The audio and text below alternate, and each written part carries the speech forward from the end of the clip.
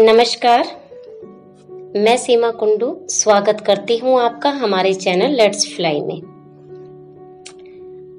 बच्चों, आज मैं आपको रक्षाबंधन के बारे में बताऊंगी। आपको पहले से ही इस त्योहार के बारे में पता है, पर इसके पीछे जो पौराणिक कथाएं हैं वो आपके लिए नई हैं। तो चलिए शुरू करते हैं। भाई बहन के अटूट प्रेम को समर्पित रक्षाबंधन का त्योहार आज पूरे देश में धूमधाम से मनाया जा रहा है। सुबह से ही सड़कों पर राखी बंधवाए भाई और राखियां और मिठाई लेकर भाइयों के घर जाती बहनों की चहल पहल है।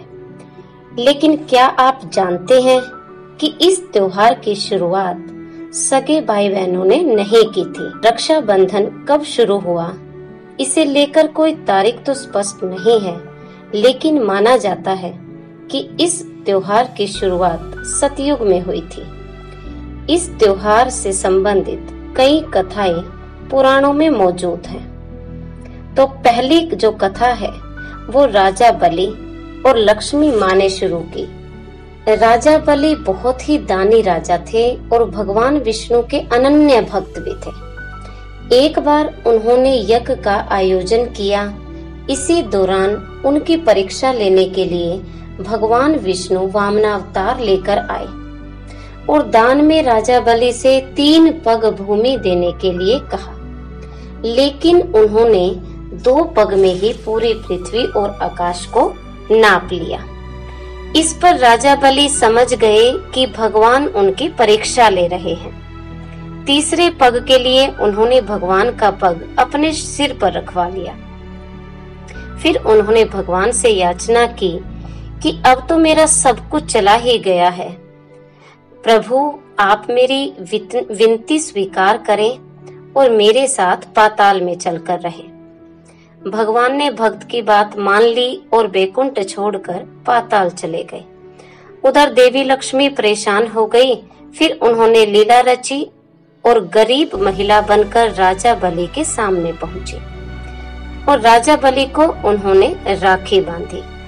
बलि ने कहा कि मेरे पास तो आपको देने के लिए कुछ भी नहीं है। इस पर देवी लक्ष्मी अपने रूप में आ गई और बोली कि आपके पास तो साक्षात भगवान है, मुझे वही चाहिए, मैं उन्हें ही लेने आई हूँ। इस पर बलि ने भगवान विष्णु को माता लक्ष्मी के साथ जाने दिया। जाते समय भगवान विष्णु ने राजा बलि को वरदान दिया कि वह हर साल 4 महीने पाताल में ही निवास करेंगे। यह 4 महीने चतुर्मास के रूप में जाने जाते हैं और देवशयनी एकादशी से लेकर देव उठनी एकादशी तक होते हैं। दूसरी हमारी पौराणिक कथा है द्रौपदी और श्री कृष्ण का रक्षाबंधन। राखी से जुड़ी एक सुंदर घटना का उल्लेख महाभारत में मिलता है। सुंदर इसलिए क्योंकि यह घटना दर्शाती है कि भाई बहन के स्नेह के लिए उनका सगा होना जरूरी नहीं, उसके लिए उनका आपस में अगाध प्रेम, सच्चा प्रेम होना जरूरी है। ये कहानी है जब युधिष्ठिर इंद्रप्रस्थ में राजसूय यज्ञ कर रहे थे। उस समय सभा में शिशुपाल भी मौजूद था। शिशुपाल ने भगवान श्री कृष्ण का अपमान किया तो श्री कृष्ण ने अपने सुदर्शन चक्र से उसका वध कर दिया। लौटते हुए सुदर्शन चक्र से भगवान की छोटी उंगली थोड़ी कट गई और उससे रक्त बहने लगा। यह देखकर द्रौपदी आगे आई और उन्होंने अपनी साड़ी का पल्लू फाड़कर श्री कृष्ण की उंगली पर लपेट दिया। इसी समय श्री कृष्ण ने द्रौपदी को वचन दिया कि वह एक एक धागे का ऋण चुकाएंगे। इसके बाद जब कौरवों ने द्रौपदी का चीर हरण करने का प्रयास किया तो श्री कृष्ण ने चीर बढ़ाकर द्रौपदी के चीर की लाज रखी। बच्चों, यहाँ पे चीर जो है कपड़ा के लिए प्रयोग किया गया है। कहते हैं जिस दिन द्रौपदी ने श्री कृष्ण की कलाई पे साड़ी का पल्लू बांधा था वह श्रावण पूर्णिमा का दिन ही था। अब आती है हमारी तीसरी पौराणिक कथा, जब युधिष्ठिर ने अपने सैनिकों को बांधी थी राखी।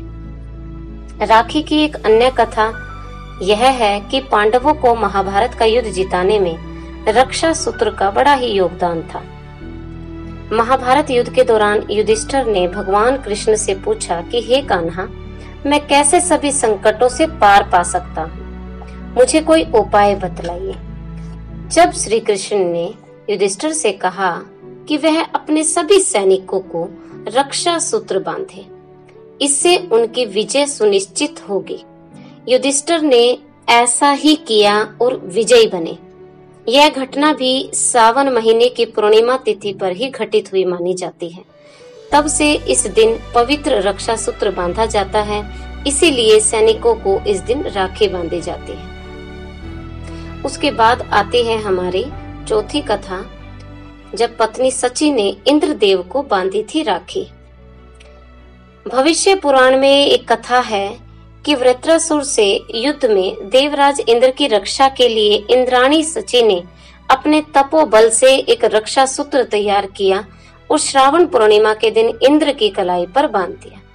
इस रक्षा सूत्र ने देवराज की रक्षा की और वह युद्ध में विजयी हुए।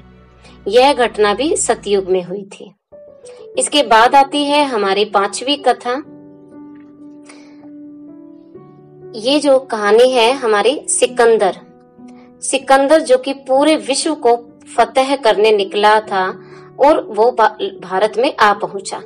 यहाँ उसका सामना भारतीय राजा पुरु से हुआ।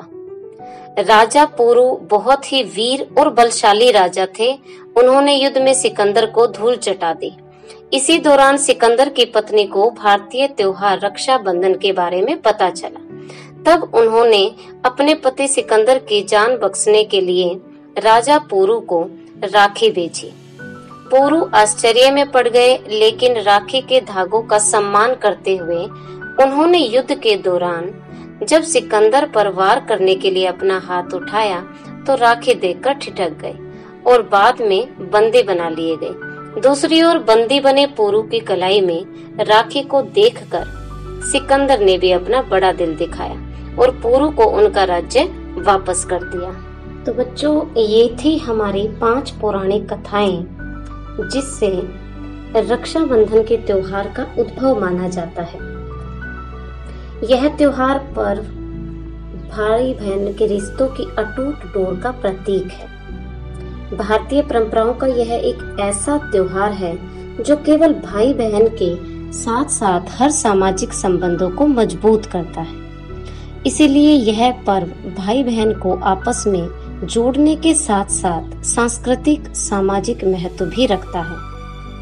अगर मैं वर्तमान समाज की बात करूं, तो आज हमारे समाज में हम सब के सामने जो सामाजिक कुरीतियां सामने आ रही हैं, उन्हें दूर करने में रक्षाबंधन का पर्व सहयोगी हो सकता है। आज जब हम बुजुर्ग माता पिता को सहारा ढूंढते हुए वृद्धा आश्रम में जाते हुए देखते हैं, तो अपने विकास और उन्नति पर प्रश्न चिन्ह लगा हुआ पाते हैं। इस समस्या का समाधान राखी पर माता पिता को राखी बांधना, पुत्र पुत्री के द्वारा माता पिता के जीवन भर हर प्रकार के दायित्वों की जिम्मेवारी लेना हो सकता है। इस प्रकार समाज की इस मुख्य समस्या का समाधान किया जा सकता है। अगर हम देखें तो रक्षाबंधन को केवल भाई बहन का पर्व न मानते हुए हम सभी को अपने विचारों के दायरे को विस्तृत करते हुए विभिन्न संदर्भों में इसका महत्व समझना होगा। संक्षेप और प्यार के बंधन से रिश्तों को मजबूत करने का ये त्योहार है। बंधन का यह तरीका ही हमारी भारतीय संस्कृति को दुनिया की अन्य संस्कृतियों से अलग पहचान देता है। तो आज बस इतना ही। हंसते रहिए, मुस्कुराते रहिए। फिर मिलेंगे एक नए विषय के साथ। जय हिंद, जय भारत। आप सभी को मेरी ओर से रक्षाबंधन की ढेर सारी शुभकामनाएं।